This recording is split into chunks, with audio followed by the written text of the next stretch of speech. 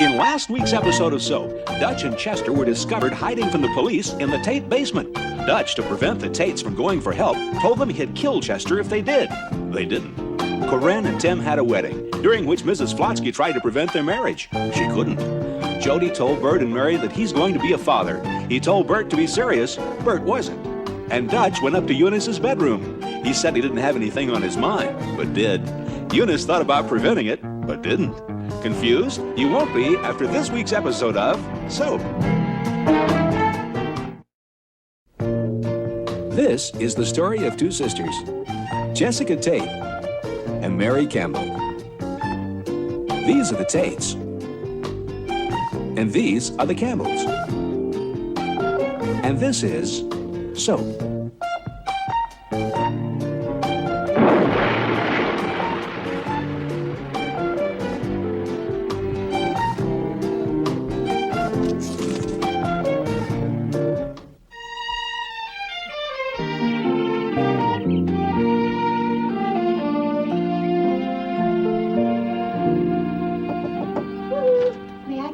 Sure, Ma.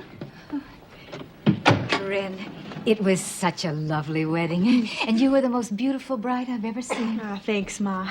And Tim was so handsome. Oh, I just couldn't have been nicer. It's just a shame Bob got so drunk and hit Chuck. Corinne, living with your husband is going to be a lot different than living here. Oh, I know that, Ma. I mean, for example, Benson won't be there. I know that, Ma. You'll be living with a man. I don't care what Gloria Steinem says. Men expect certain things, you know? Ma, I know this, really. I'm not sure that you do. I mean, I remember when I first married your father, I was very surprised. First of all, I was surprised that any human being could take that long in the bathroom. And secondly, I was very surprised because my mother told me that on my wedding night I was expected to... Ma, I know these things, really. Remember? I lived with a man. Oh, yes, that's right, you did. Oh, well, then I guess you know all about everything you're supposed to know about. Yep. Good. I'm so glad, because I didn't have an idea in the world how I could explain it to you. You know, when I look back now on my life with your father, I can see all the places that we ran aground. And, well, I wanted to tell you about them so you could avoid them. But I realized that all those dangerous places, all the rocks in your marriage are going to be in different spots at different times. There isn't any way for me to warn you about them. But, you know, Corinne, whatever does happen in life is not nearly so bad when it's put into words. I guess the best thing I can tell you is just talk to each other. Corinne, be happy. I will, Ma. Oh, good.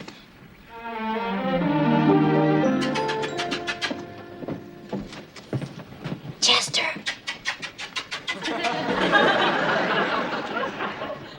Chester? Where are you? I'm over here. Oh. I heard him rustling around these boxes earlier this evening. If he's lost or hurt, I'll never forgive myself. Do you mean Dutch, dear? Because if you do, I think he's upstairs. No, Arnold. Arnold? He's a rat. A rat? Yes. I met him last week over there behind the furnace. Oh, Jess, sometimes I feel like he's the only friend I've got left. You don't mean a rat, not like an actual rat. Well, Arnold is a very special rat. Well, I guess he is, if he told you his name. Jessica, I named Arnold myself. And I taught him all kinds of little special tricks. For instance, I'll set out a piece of cheese, and sooner or later, he'll creep out and eat it. It's usually when I'm asleep, of course, but still, isn't that wonderful? I'm also teaching him to scurry off. Scurry off? That's right. All I have to do is clap my hands like this, and he scurries off. And I'm also trying to teach him to come when I call him. Let me give it a try. Oh, oh, oh, oh, oh, oh.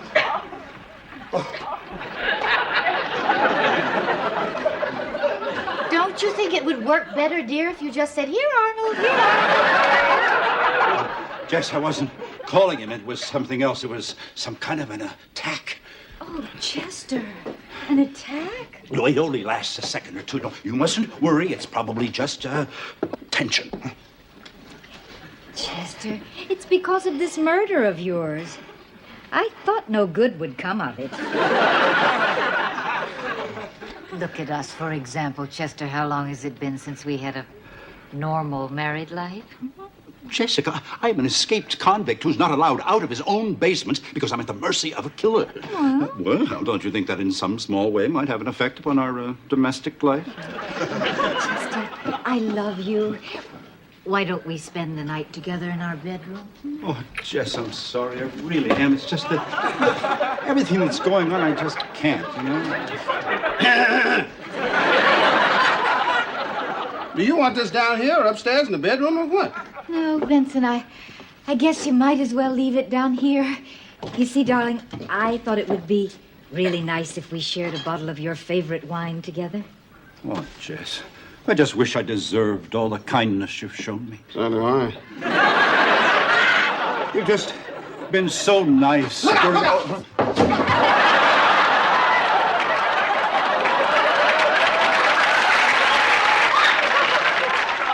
got that, Mother?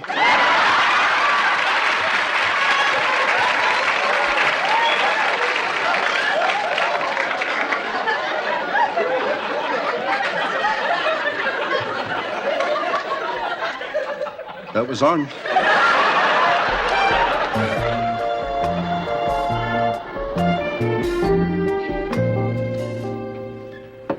Tim, it's our wedding night, and you've been in there for over 20 minutes. Are you all right?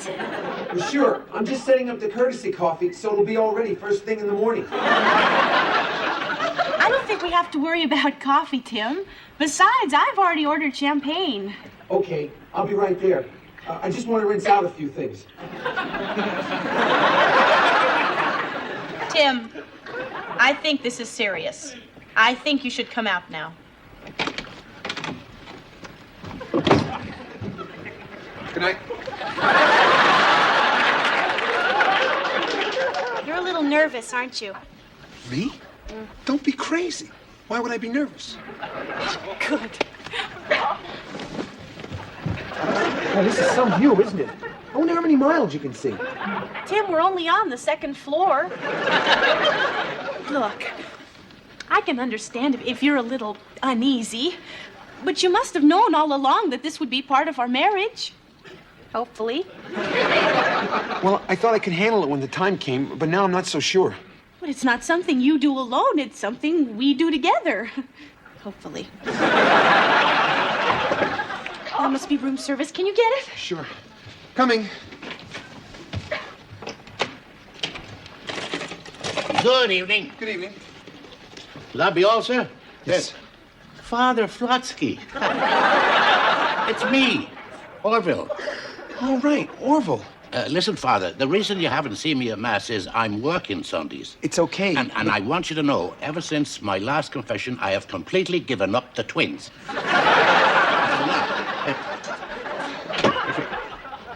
Hiya. I don't believe it. You don't understand. This is my wife. And you made me give up the twins. Don't worry about it. Come on. Let's have a drink. All right. To us. You feel better? Uh-huh. Good. How much better? A little bit better? No, a lot better. Definitely a whole lot better. In fact, I feel better now than I ever did in my entire... Ooh. Oh, no. Hello? Mother? Attack? What sort of an attack? Huh, be reasonable. You're not dying. It's our wedding night. Of course she's here.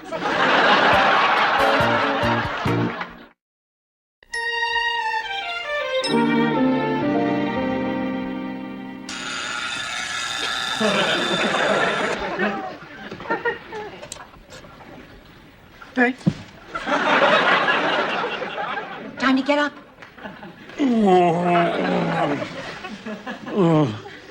Seven of my men are going to be off today because it's a Jewish holiday, and I'm going to have to do all their jobs. Bert, could I talk to you before you go? You know what kills me is I don't think they're all Jewish. Two of them are black, and one's an Indian. Darling, I really need to talk to you. Well, we'll talk tonight, Mary. I got a big day ahead of me. Well, at least you're going to have a day. I'm not going to have any day at all. Is that a riddle, Mary? Because if it is, it's much too early for that.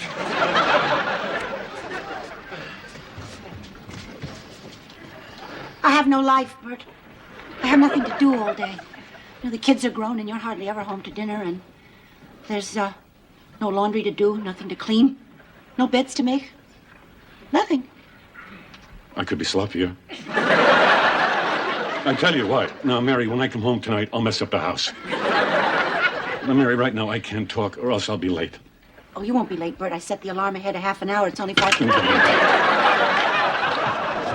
Bert, I need to talk to you. Mary, I need to sleep.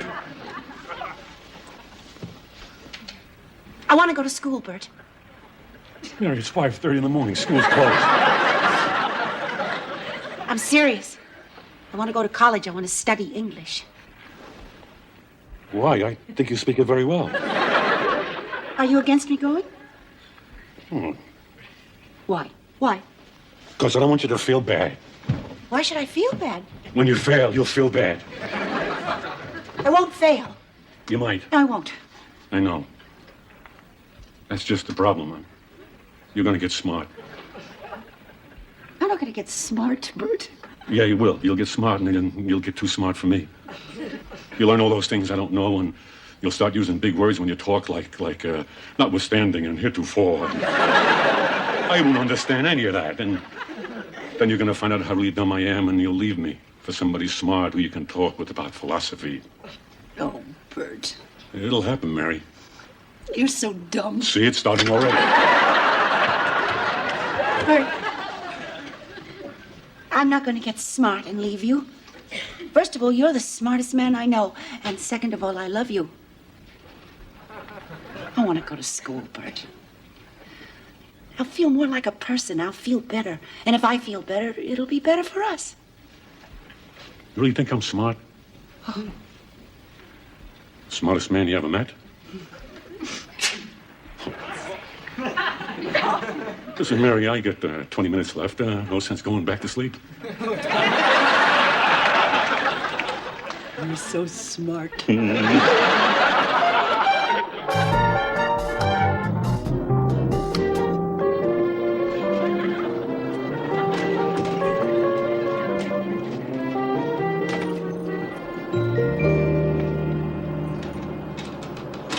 Hey, Danny.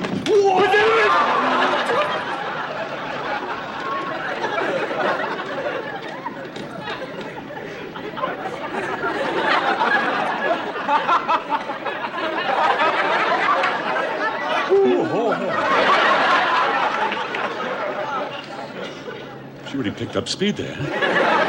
Yeah, especially towards the end. Still, it's amazing the way it knocked that horse right up under that cup. He's okay, though. He's just stunned. The cop? No, the horse. See, he's up now, and he's eating my apple. Hey, look. The copper's up, too. Oh, he's down again. Come on, Danny. Danny, what's the matter? Believe me, 40 stories up is not a good place to be depressed. It's Elaine. Every day it's more and more shopping. She's charging up a storm. I tell you, you can't believe how much I'm in debt.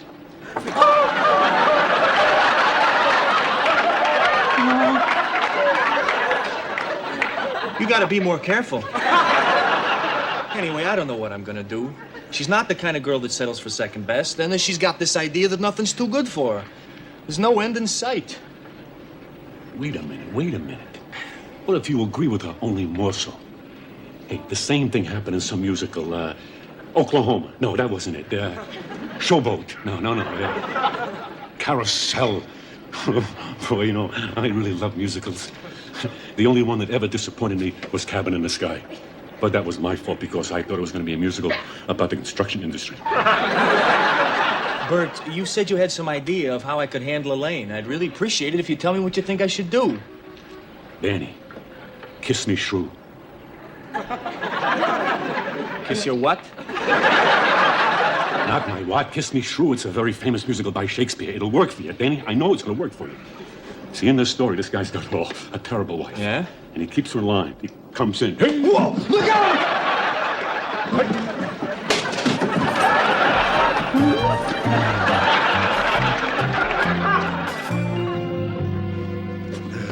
You're gonna love it. Well, you can bet I'll save this ribbon. Oh, you shouldn't have a turtle. You like it? I love him. I'll put him back here so we can play. Oh, Chester, you know the nice thing about a turtle is that that's something everyone can use, but seldom goes out to buy for himself. Thank you for your gifts, too. You're welcome, Daddy. Please don't mention it. Also, I had my eye on a spider for you over there behind the stairs, but he turned out to be dead, and I didn't want to bring back bad memories. All right, I did what you asked. So I just hope I've heard the last of it. You gave Arnold a proper burial. Sort of. What do you mean, sort of? Well, it's more like a burial at sea.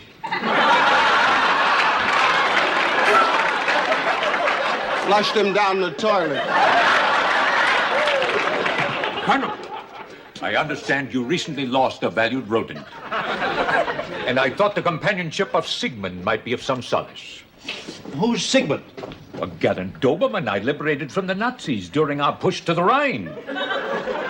Now, despite his ancestry, I think you'll find him a devoted and loyal patriot.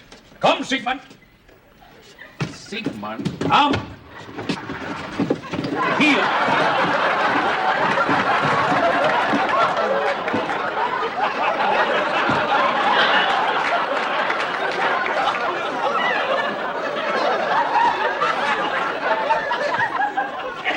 Stay. Sigmund, your new master.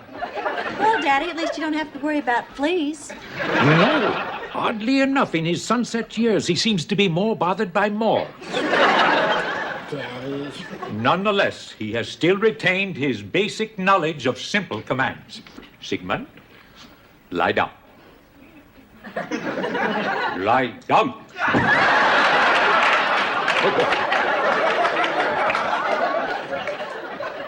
Words fail me. All I can say is,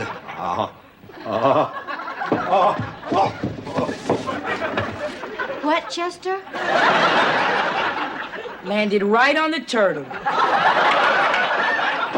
Hey, his breathing sounds bad. This could be serious. Oh, dear. Well, I'd better call an ambulance. Well, that's no good. They find out he's been hiding here, you'll all be in trouble for harboring a fugitive. Well, Dutch, we have to do something. I know.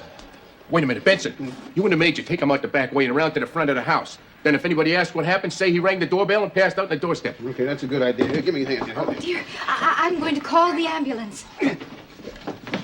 I gotta get out of here. The cops will be swarming all over this place as soon as they identify your dad. Let me come with you. Are you crazy? It's too dangerous. I don't want to be without you. Listen, I can't make any promises. But after this calms down, I'll try to come back and see you. Really, will you? I'll try. But I don't know how long it'll take. Goodbye, Dutch. Be careful. So long, sweetheart.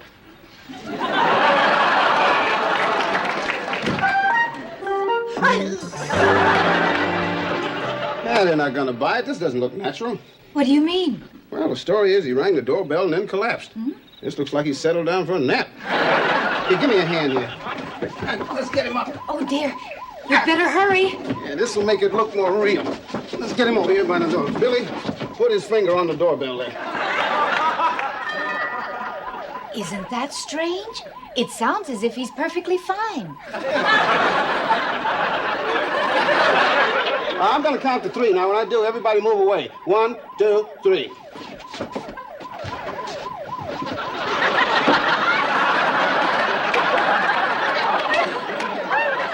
Yeah, that looks natural.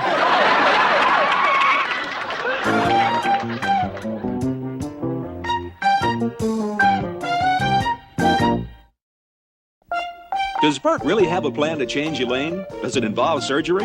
Is Chester seriously ill? Or is he just upset about Arnold? Will Sigmund ever be housebroken? Will Dutch and Eunice get together again? Will Corinne and Tim get together? What will the police do when they discover Chester's been taken to the hospital? Will they have to wait for visiting hours to arrest him? These questions and many others will be answered on next week's episode of Soap. Soap was videotaped before a studio audience.